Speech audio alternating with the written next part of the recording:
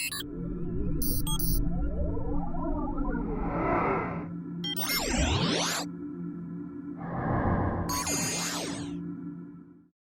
hello everybody, welcome back to my YouTube channel. I'm T.U.B Investing, and today I'm trying to show differently.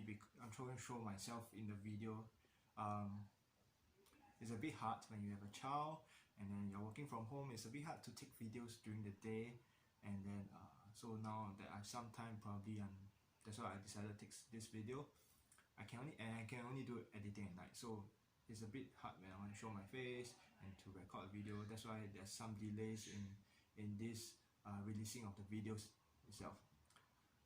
Today, what I want to share today is actually I want to talk about QAF Ltd. In my first ever video, right, I actually talked about QAF Ltd as a company that's good to invest during this COVID-19 situation. QAF released their first half 2020 financials recently, and then it caused the share price to jump from 78 cents to 93 cents. It's 52 weeks high. During this time, I just want to explain that in the past, if I see a company jumping to 52 weeks, I'll probably sell a bit and then cash in a bit, reduce my average selling price. But having been more focused now, with more objective in my portfolio, I'm actually intending to hold on to this stock, because I understand there could be more gains in the future for this company. Because I don't think I'll explain why later in the video, but I believe there's still potential for this company's share price to grow, right? Because I believe its value is going to grow. So let's review the financials, okay?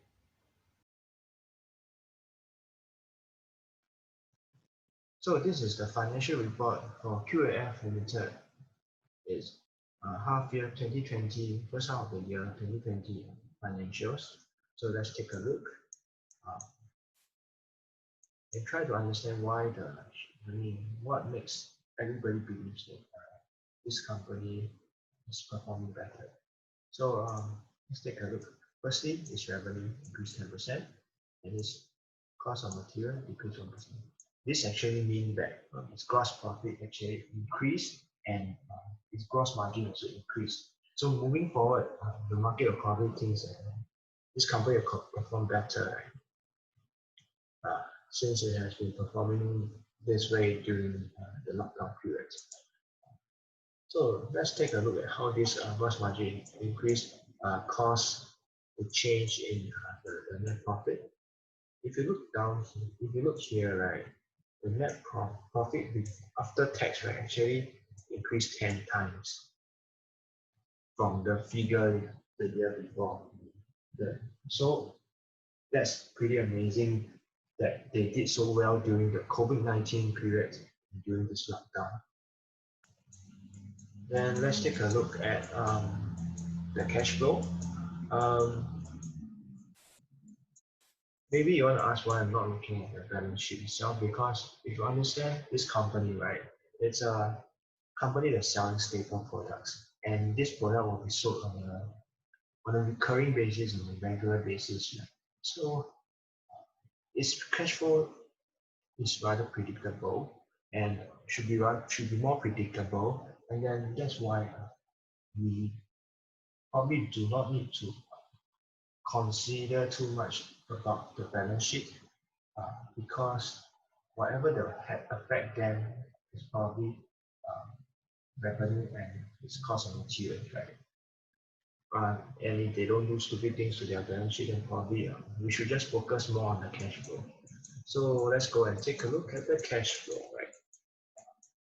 So what happened?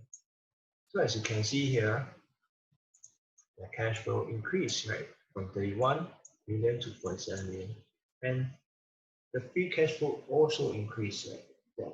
Since its capex was reduced from 18 million to 13 million.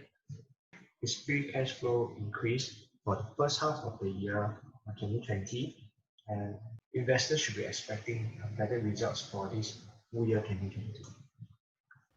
So now, after looking through the financials, the income statement, right, I think I want to bring your focus back to the scorecard of this company. So just FYI for information, I do have this subscription website. It's called Fundamental Scorecard website. It's still under revamp and it will be launched soon. But anyway, I just want to show you guys this scorecard how about QAF Ltd. So everybody, this is scorecard for QAF Ltd. It seems that if you look through this scorecard, right, it's actually very bad for QAF Ltd, right? A lot of negative side, a lot of negativity of this company. But I just want to bring you this scorecard is a relative view of the company. So I just want to bring you, I want to highlight some pointers to you that is in this scorecard that could highlight why this company is good enough, right? Firstly, as you can see in the summary here, right, that company health, there's no debt issue, no issues with their balance sheet. So this was the same as when I was reviewing the financials. I decided I believe that there won't be any issue for the balance sheet because of its predictable cash flow, I would say. I also want to bring you guys to one point where you can see this chart. This chart shows the free cash flow and the operating cash flow. You can see that there's a certain uptrend currently, and it shows that the company is improving. So if you look at the share price of this company, right, you can see that it's also it was downtrending a few years ago, and then it has been only recently it's trying to recover. So this one of the things that I see here is that the free cash flow is improving, and these investors are seeing this, and they will believe that things will be better in the future. Another point I want to bring to you is that if you look at the timing of when the director and CEO brought, right? So they actually brought a few months ago at various prices. So this shows that the director and CEO actually has his conviction about that the company is going to do better in the future. So I hope this is mainly some of the pointers that I'll point out in the scorecard that actually showcase that this company is doing better. After looking at this, right, you will have a basic view of its financial. So it wasn't that good in the past. There's a lot it was very negative, but right now it's improving. And from then on, what we should do after looking at this scorecard is to look at its qualitative value and its qualitative story. So that's all for the fundamental scorecard for QAF. Let's go back to my main question. What about the sum of parts that I've done in the first video? So now let's talk about the sum of parts. As you can see in the first video, right, I actually did the sum of parts, breaking down the business into different segment, and then just giving it some value, and then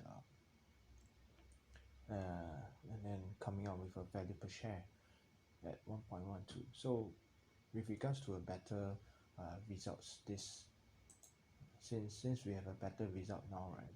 So let's relook into the sum of parts, right? So we know that the primary production is better now. So rather than 150k, right? Let's use. I believe we should use about 190k, which was the initial IPO value that they wanted to go for when they tried to list this primary production business. And for GBKL, right, Gardenia Bakery KL, I would have times 10%. 10%. Why the reason for why is it 10% is it's just arbitrary figure, a percentage. But we should know that GBKL is currently expanding its factory, so they are going to produce more bread. Similarly, for the Singapore bakery, I also have a 10% extra premium on it, right? I want to talk a bit about the self-distribution, self-branded food. So if you go, since working from home, I've been going to supermarket on regular basis, and I've been looking at their self-branded food. It has been sold out constantly, and they actually have a pricing power for their self-branded food, and it's actually relatively cheaper than the others product. So some of their self-branded food under this brand called Count Head, and if you go NTUC, you see that they are always on a sold out basis, and it was always slightly cheaper than the other brands, right? So having said that, I will still give it a 10% premium extra. Okay, 10%. So with that, right, definitely the estimated value and the value per share will go up. So let's take a look at the estimated value and the value per share if I make the changes in the figures, right? Okay, so with that, you see, right, I've changed it to 190k. GBKL business I times 10% extra, bakery business similarly times 10% extra, self-branded food times 10%. So we have a total value of about 733 million, and it divided by 576 million shares, we have about 1.27. So this is an increase. So you see, this is an increase of about 10 cents, about 15 cents per share. So this means that my sum of parts calculation is still valid based on the current share price, right? There's actually about 1 cent, if I'm not wrong. There's still about 30% premium margin of safety from the current share price, and please do note that there will still be a 1 cent dividend upcoming. So let's just say there's about 30% of margin of safety.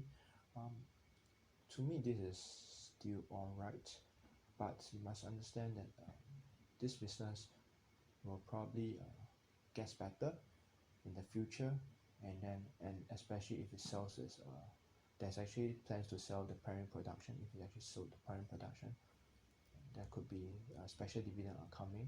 So at the current share price, I wouldn't say it's very attractive, but if you put in all the potentials of the future into this calculation, the value per share could probably be higher than 1.27, and plus all the dividends that's upcoming, right? And the potential future dividend, because they have been giving out 5 cents per year. So if you calculate all that in, it's actually quite interesting. But purchase right now even at 90 cents because of the improving financials, and as the world gets better, I'm sure eventually the revenue will taper off into a more stable revenue, but I'm sure it will continue to improve. One main risk is still the issue with the primary production, where the revenue could fluctuate, right? Okay, so with that, that's for the sum of parts. So now that we know that the valuation is still intact and I actually give them a higher value right now, this actually give me the conviction to hold on to this stock even though it's at 52 weeks high. So that's what I want to share about QAF Limited, and I hope you like this video. Give it a thumbs up, and I hope you subscribe to my channel. See you in the next video. Thank you.